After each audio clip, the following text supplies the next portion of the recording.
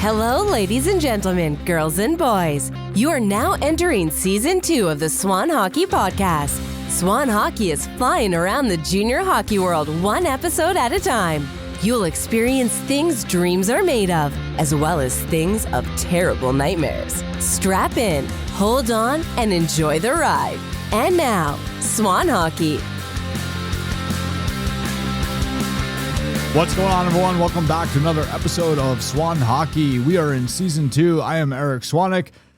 We are back. Bill Underwood joins us once again. Bill, what's going on? This, that, and the other thing, typical spring. Yep. So, big news this week out of the USHL. They have announced they're doing contracts. They're calling it a standard player development agreement, essentially a contract. I've looked it over. I know you've looked it over. It's cool. It's a good step forward in kind of legitimizing some things and making things more official, but a lot of it's kind of a whole lot of nothing. Well, in the end, it's really making things uniform in their league. That's now you have teams all on the same page of the playbook, and some things are offering that a lot of clubs have already offered, but it's now becoming uniform. Every player is going to get it, and that's good. It's good for the players. But people have to understand the word contract. First of all, there's no payment going on here. Second of all, about contracts. When you look at junior hockey, contracts are very limited in their scope. What I mean by that is this. A contract will carry a lot of weight inside a national federation because suddenly you have an agreement between the leagues saying they'll respect each other's contracts. Now, like, for example, the NCDC is not a USA sanctioned league. Now, if they wanted to go, a guy wanted to go from the USHL to the NCDC, there's virtually no way to stop him. No, it's outside of jurisdiction. That's where I wonder, and before we go deep into the weeds of everything, that's where, so the USHL, they made their announcement, and again, cool stuff. It's a cool step forward, but I don't think we're being told everything up front, right? I have a lot of questions about these agreements. I want to know if there's an exit clause, and that's why I wanted to, mention this before we went deeper, because I imagine that there's some type of exit clause for these. Now, how enforceable it is, are we going to learn that the hard way, the easy way? I don't know. But from what I've heard from behind the scenes is that these were put in place largely to stop players from going to the CHL. That's why I believe there's some kind of exit clause. Now, USA Hockey and Hockey Canada, they have their transfer agreements between the two federations where there's the payment chart and everything. And in season, the USHL has to approve a player leaving. They can trade the player or technically transfer the player for any amount of money that they want. They could basically give the CHL team the go home price, right? Your team there, Kitchener Rangers, you guys can ask a team in the USHL for a player, and they could tell you, hey, that player, we want $1 million for him, right? They can give you guys the go home price. Now, where things are different is during the summer, there's a chart with a max compensation cap where you guys essentially, you can negotiate with the USHL team, but if they're giving you, at the end of the day, if you're willing to pay the max, you just stroke a check, take the player, it's done. That's the piece that, from what I've been hearing, the USHL wants to find a way to stop. And that's why I'm very interested to know what type of, is there, which I imagine there's probably a good chance that there is, but is there an exit clause, and what is that exit clause? That's one of the questions I have about these. A big question is whether you even need one, because if somebody asks $1 million for players with release, you can go to court and say $1 million. You never get $1 million for this player. Where'd you come up with that fantasy price? A judge would laugh it out of court. Because there's virtually no basis for $1 million transfer fee. Well, you look at the maximum, right? And that's the transfers between USA Hockey and Hockey Canada. That part obviously has nothing to do with these contracts. Well, that's an agreement, but I'm just saying, in terms of if a USHL team was to say $1 million for a player, you know what I'd do if I was an agent? I'd go to court and say, where'd you get $1 million? How do you get $1 million? How is it worth $1 million to anybody? Not worth $1 million to anybody. You're only going to have them a few years. How much revenue are you going to make? would be close to $1 million. In the end, it would be laughed out of court. You'd have to come with a far more reasonable go-away price, something that is within the world of reason, or else it'll be laughed out of court. Here's what people overlook about a few things about contracts. Number one, and a good agent or advisor could say this is a 1-year contract. It expires on July 1st. Like it or not, or we're not signing. Point being is, remember, keep in mind, the reserve clause has been challenged in how many sports is defeated every single time. The only way you can even really have a lot of contracts that have a lot of imperpetuities and a lot of restrictions are as if a players association agrees to it. There's no players association here. It's something, a long history of court cases in sports far stronger than the USHL and the CHL. We're talking NFL, we're talking Major League Baseball, we're talking NHL, we're talking NBA. These type of reserve clause things were laughed out of court in the long run. They say, no, you can't do that. You can't have a player in perpetuity, especially if you're not rewarding them. It makes it even more so when you're an amateur athlete. Any judge would say, what are you offering this player to stay that's meaningfully more than somebody else offering? And again, the history, I'll throw some history about junior contracts. 1970s, World Hockey Association went to sign underage juniors. They were taken to court. The judge laughed it out of court. Of course, these boys can go play in the WHA. You have, in the early 90s, Ray Whitney wanted to go play in Germany. All right, still junior eligibility in the Western Hockey League.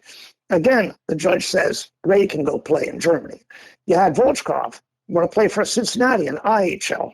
OHL is in, again, laughed out of court. You cannot restrain a player from with an amateur contract. And this is an amateur contract of the most ultimate amateur sense. They're not offering any real tangible money.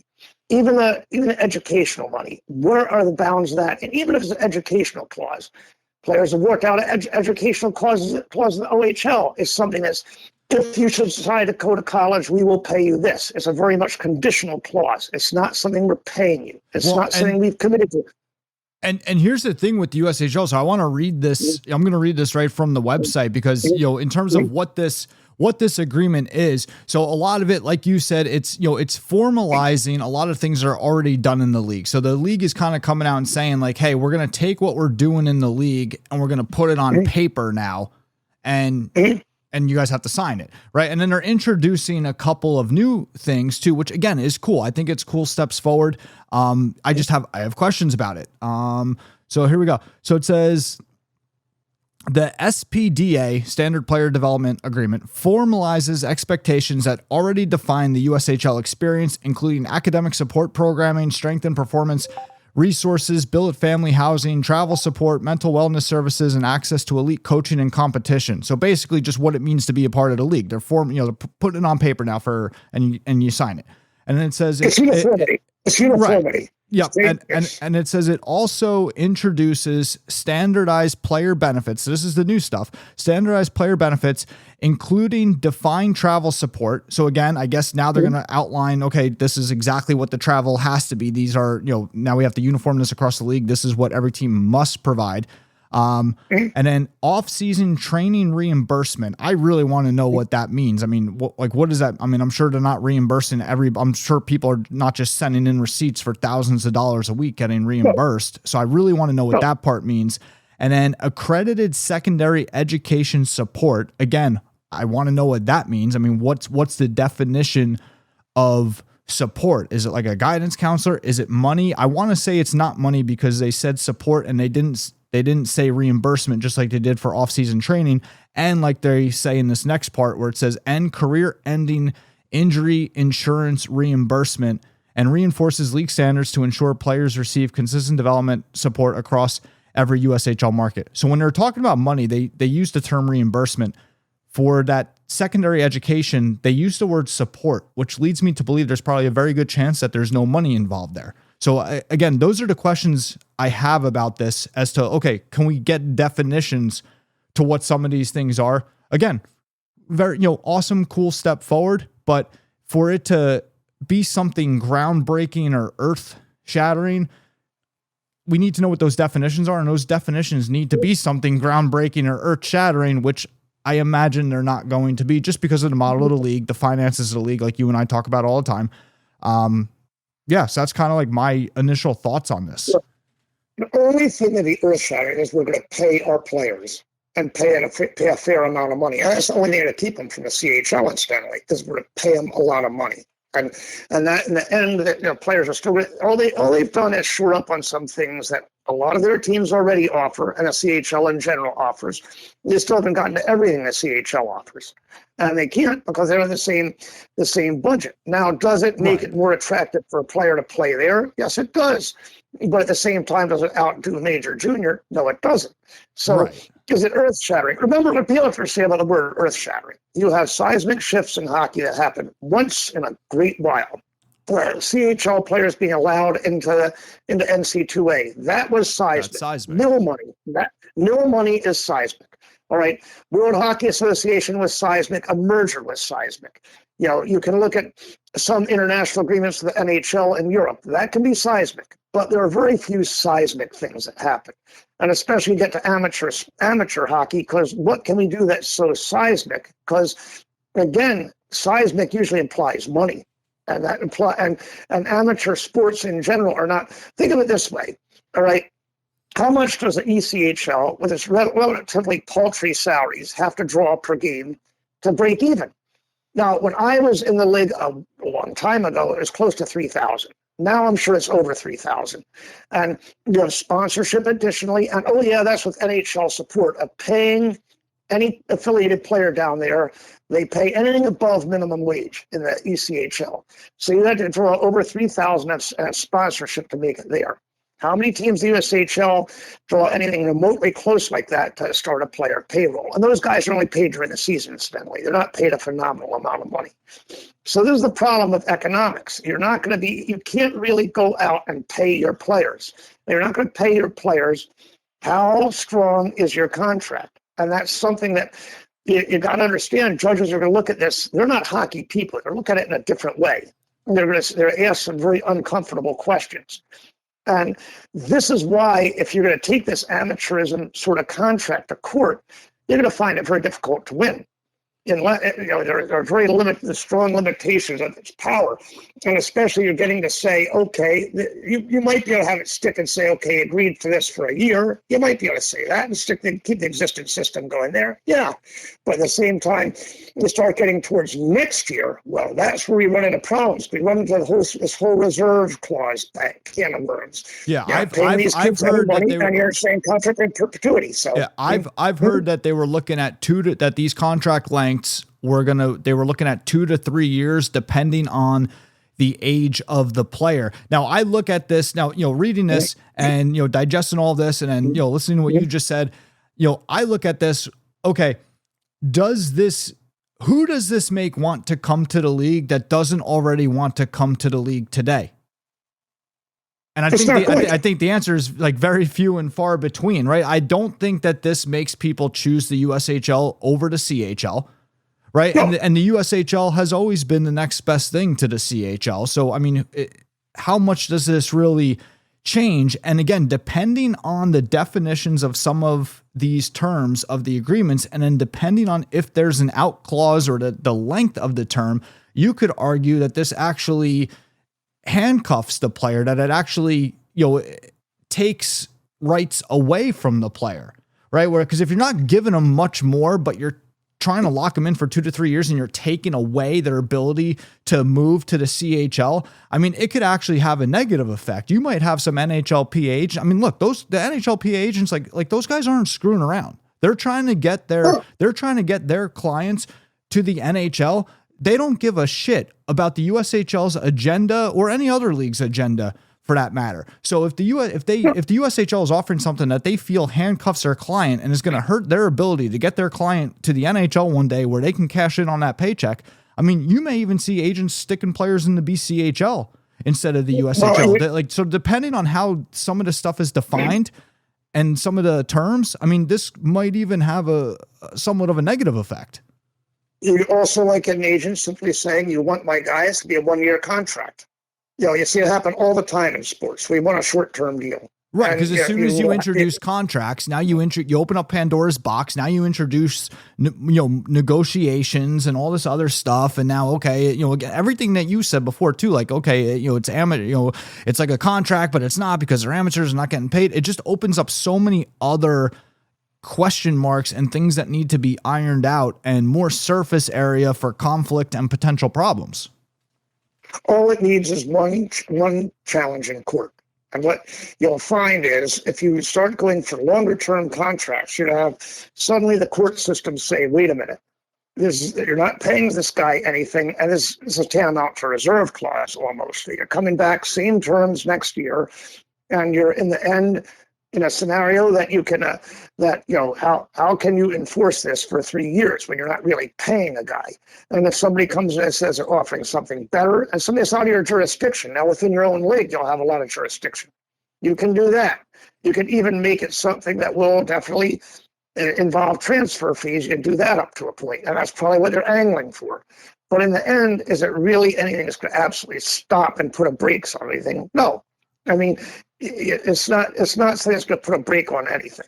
The bottom line is the only thing that's going to could really reorganize junior hockey is if you had, let's just say, you had a smaller U.S. junior league that's very well funded and very good franchise venues. Maybe a small league that would sort of say, okay, let's become a fourth major junior league, in which case they may actually get admitted to that as that. But the point being is, under the current structure, most teams are not equipped to be major junior teams budgetarily. It's sort of like you're dealing with, I always say football in Canada and hockey and hockey in the US are sort of analogous. You take a look at some Canadian college programs in college football, they probably could field NCAA teams. Not necessarily very good ones, but they possibly could field NCAA teams. However, they're far and few between. And if, let's just say, CIS want to say, okay, we're going to challenge the NCAA. Good luck. The money's not there. NCAA can squash you like an ant without even putting much effort in. If you don't have the finances to compete with somebody, and you got to understand, hockey is Canada's national game. CHL teams draw. They not only draw, they get a lot of corporate support, and they have TV and radio money coming in, and all sorts of ancillary revenue. It's the national sport. You can't compete with it. Actually, I don't think it is. Isn't there national sport lacrosse? Well, officially, but that's sort of like saying in the United States, let's say we say national sport is soccer. It's something we could say it, but we all know it's football. And actually, people will say baseball's in the national sport in the United States. I debate that. Yeah, it's just not a stupid governmental designation made over 100 years ago. So, but we're talking about money, all the real things. Hockey is the national sport. Lacrosse in Canada really isn't even popular in all parts of Canada. You have a hotbed in Ontario and a hotbed out in BC, but the rest of the country is sort of hockey's like their thing. Hockey's their pride and joy. It is. It's like American football and baseball and basketball rolled into one. It's sort of like soccer is in Italy, only maybe more so. It's something that it's a national passion and a national game. And again, I always use a football analogy because I tend to think down here our national sport is football. And the bottom line is, so much money is in football. Down here, nobody can compete with it. Don't even bother trying. Right. So I mean, what most Canadian kids do is generally make the NFL. They come down here and play NCAA football. Well, and it's interesting too, because like the USHL, and this is something I've always said, and I think so many people overlook this, because the USHL compared to the CHL, it's such like it's a fun talking point. It's an interesting talking point, but in reality, it's apples and oranges. The budgets are not the same, to your point. Right. The budgets are not the same. What they're able to do for the players and all that is not the same. Their goals have never even been the same. Right. The objective of the leagues have never even been the same. Right. So to compare them, it's two different products. Right now, there's more comparison because of this, the new NCAA rule. But the major junior was always focused on producing NHL players. And they're the only league that's ever been able to do that consistently. Right. The USHL, you don't see guys. The USHL doesn't produce NHL players. They'll get draft picks, of course. Right. And then guys go to college and then they become NHL players. But you don't see guys going from the USHL directly to the National Hockey League. At least, the only one I could even think of is Jack Hughes, who played NTDP, which, for those purposes, doesn't even count. Right. But the CHL is the only junior league that actually produces NHL players, guys that go directly from that league to the National Hockey League. They're the only ones that do it. And that's been their goal and their objective. The USHL's goal and objective has always been Division I placement. So again, it's apples and oranges.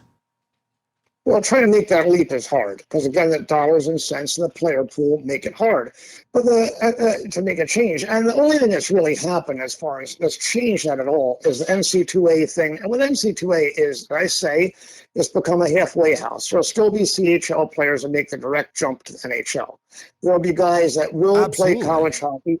Some guys will play college hockey on the way. Other guys will go to the American Hockey League and play and go that route. So, I mean, it's a different model. And again, to compete, you have to be on the same page of playbook and have the same budget. And, the same page of playbook is one thing there. Sorry, I just dropped something here. But anyhow, same page of playbook. So did I. My pen just dropped to the ground. I can't find it.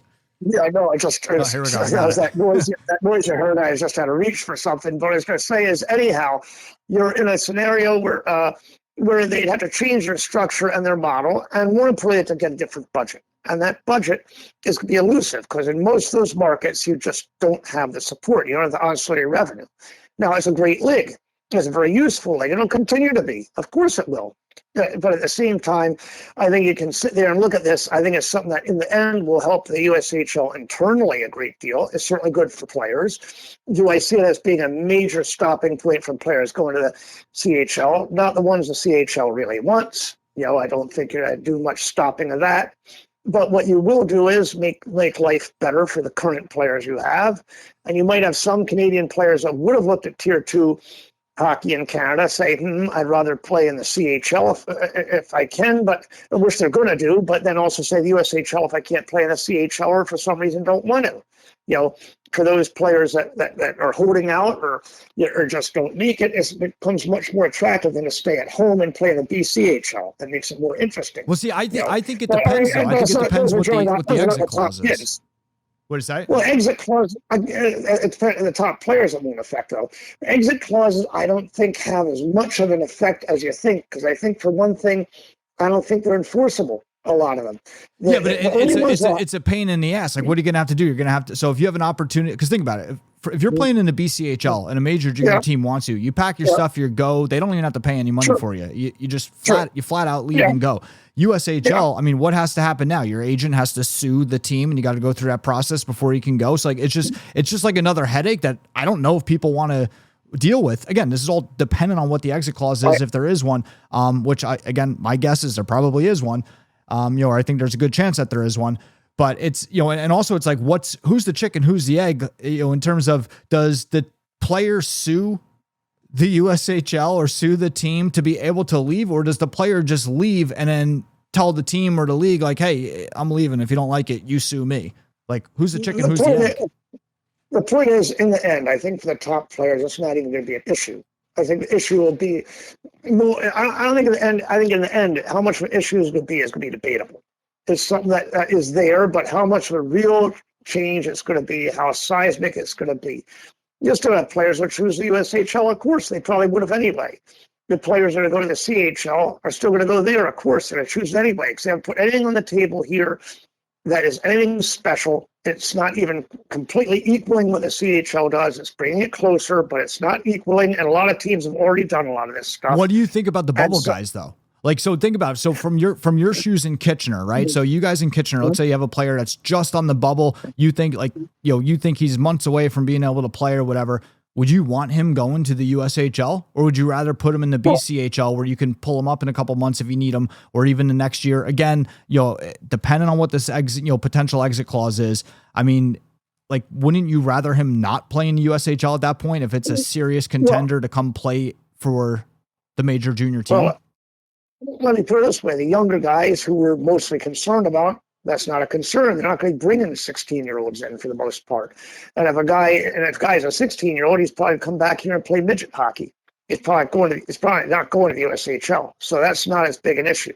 Older guys never are as big an issue. It's something that if a player is that good, He'll find a way to our league. But on the other hand, we're not going after bubble guys as veteran USHL players. We're going after guys that are good players. If a guy's a bubble guy, especially an American, why do we want a bubble guy that's an American? Keep in mind, it gets you a bad name amongst American players. Canadian or American. Like, let's say a Canadian, right? Let's say you have a guy that's a bubble guy that maybe is 17 years old from the Toronto area. I mean, do you want him going to the USHL if there's a strict exit clause? He probably wouldn't.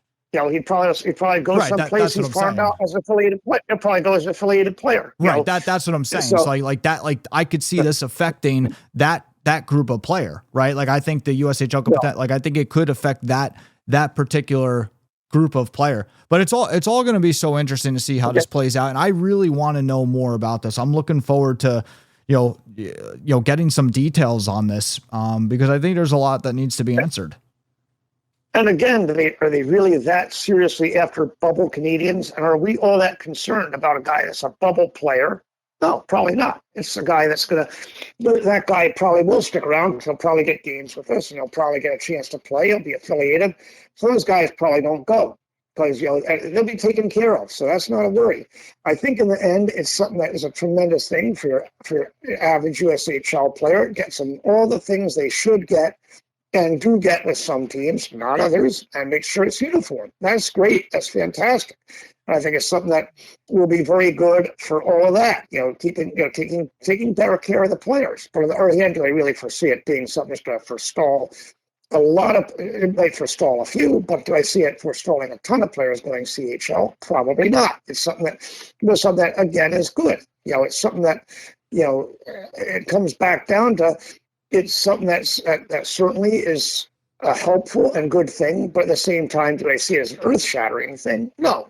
Yeah. It's not something like Mill where suddenly college players are being paid. That's earth-shattering, all right? Suddenly a CHL player has the NC2A option. That's earth-shattering. Right. You don't have a lot of those things happen.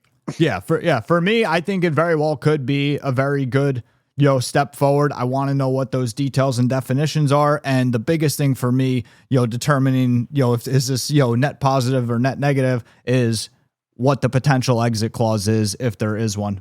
There's one other vital thing is how vulnerable and how enforceable are these things? Because a contract is nice to come up with a contract system, but if it can be challenged in court and be knocked out in court, it's really not going to do very much.